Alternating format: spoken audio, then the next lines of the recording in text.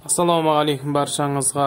Баршаңыздың назарларыңызға Opel Vectra сатылады. Жылы 93 жылғы қозғалтқыш көлемі 2, моторы май жемейді. Көлік Түркістан облысы Арыс қаласында тұр. Байланыс нөмірі 8 771 897 27 79 нөміріне хабарласып, көлік жайлы барлық ақпаратты аласыздар. Көлік ұнаған болса, каналға жазылыңыз, комментарий қалдырып, лайк басып, осы қазақ каналының дамуына өз үлесіңізді қосыңыз.